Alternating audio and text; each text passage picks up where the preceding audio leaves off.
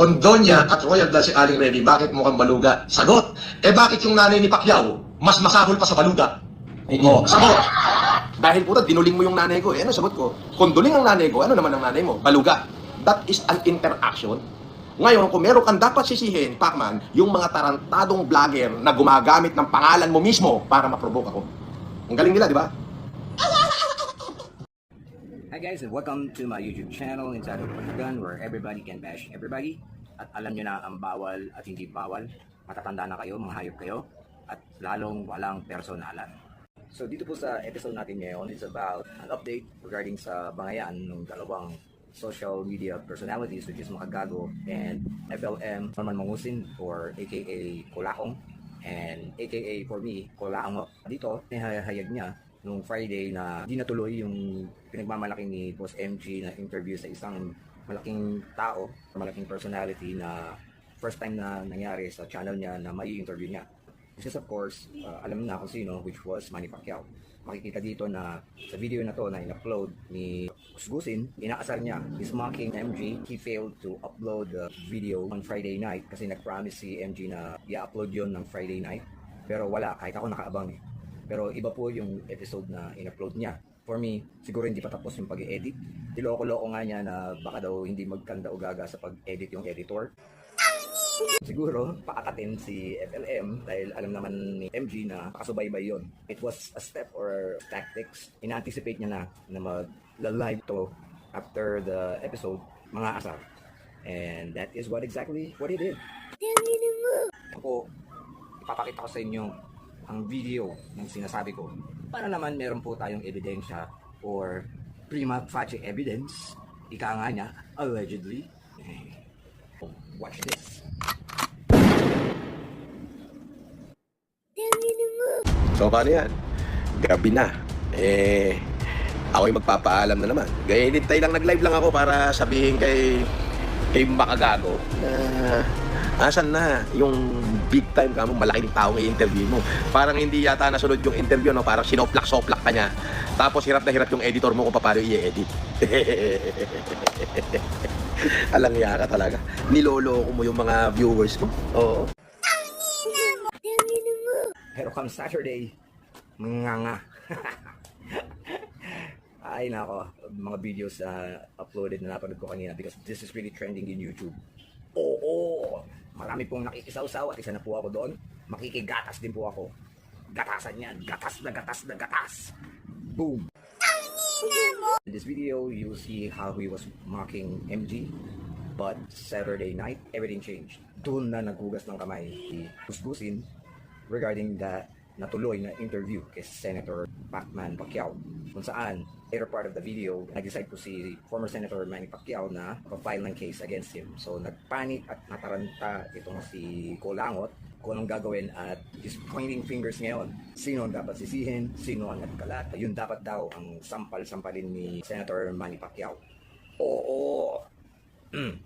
Yun po ang sinabi niya at meron po akong video about that. Pati po yung paghamon niya kay Senator Manny Pacquiao, pananakot niya, pinagbantaan din po niya si Senator Manny Pacquiao. Hindi na talaga natuto tong bubbles na to eh. Watch this and hope you will get entertained with this. Sabi mo nga, kahit sino ka pa, senador ka man o kung sino ka pa, huwag mo kong sasalamin. Buha ka ng inakay, hindi ka atrasad. Kompleto ako ng dokumento, pati yung kaso, pati yung paghihiring natin sa Quezon City, kompleto ako. Okay? Dahil kabahagi ako niyan, okay, so nasa akin yan nakatago. Pero, ulitin ko, hindi ko yan nilabas para manira ng kapwa ko. Kung sino yung naglabas niyan, yun ang sampal-sampalin niyo sa mukha. At kung sino yung nagpapakalat niyan, yun uli yung sampal-sampalin niyo sa mukha. Dapat, Senator Manny Pacquiao, sinampal-sampal mo sa mukha yan si Makagago. Bakit? Siya lang nagpapakalat niyan, hindi naman ako. Huwag ka sa akin magagalit kasi lahat ng sinabi ko totoo. May katotohanan. O, dahil meron ako nung nung case number natin eh. Maaring ng 20.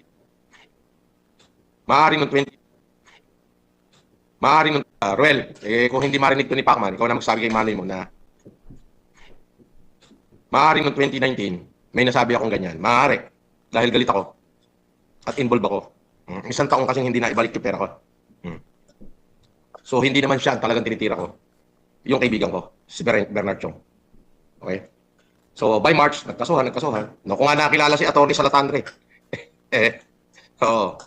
Ang kasuhan, naayos naman. Naibalik naman yung akin. So, maaaring may nasabi ko niyan somehow in February of 2019. But, tandaan mo it is not intended to be public.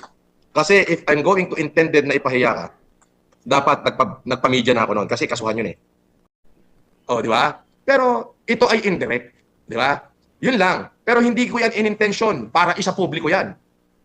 Kahit pakalkal mo ang channel ko, never kong sinabi yan sa channel ko. Never kong sinabi yan sa kahit anong vlog ko. Private, maaari noon. And then 2020, nakulong na ako, kalalaya ko lang hanggang ngayon. Kailan lang ako lumaya. So 8 taon na yan, kung may nasabi ko dyan, it is not intended to be public. Because, Senator, I was there. Kung may nasabi akong bagay, but it is not intended to be public. Private lang kaming nag-uusap. Natural, magalit ako kasi may involved akong pera eh. Oh, di ba? Pero ito ay indirect. Di ba? Yun lang. Pero hindi ko yan in-intention para isa publiko yan. Kahit pakalkal mo ang channel ko, never kong sinabi yan sa channel ko. Never kong sinabi yan sa kahit anong vlog ko. Private, maaari noon. And then 2020, nakulong na ako, kalala. Morning. Anak ko, may babanatan ako rito ngayon. Putang, sige, share nyo to. Alam niyo naman ako, kapag sinumpong ako ng toyo, wala ako inaatrasan. May babanatan ako senador ngayon. Share nyo na. Inumpisahan nyo ako, eto na. Oh, hindi ka pa kilala sa Pilipinas, baka gagawa mga 2010. 11, 12, 13, 14, 15. Oh, naglalaro kami ng bilyar doon sa bahay niya. Nagtotokit kami dalawa. Magdamag yun ha. Pag nagtokit kami din Ruel. As in, magdamag. Yung tatay mismo ni Manny, nakakasama ko sa sapuan. Kung makagago, hindi mo alam, kaibigan ko yung kapatid. Pero alam mo ha, sinuportahan ka rito sa bayan ko. Kaya umayos ka. Subukan niya ako marami. Subukan niya ako marami. Subukan niya ako marami. Pero hindi magsasalita si MP ng pangit laban sa akin sa panahon niya. Hindi niya magsasalita. Wala akong nakikita ng libelous sa sinabi niya. Okay? Wala. Walang libelous doon. Dadalawin ako kung nakulong, patadala ako sa ospital. Walang libelous doon. Subukan niya ako marami. So until our next episode, abangan ninyo kung ano ang next kong i-upload about this Mr. Colango or Mr. Caliber FLM. Bye guys. Peace out.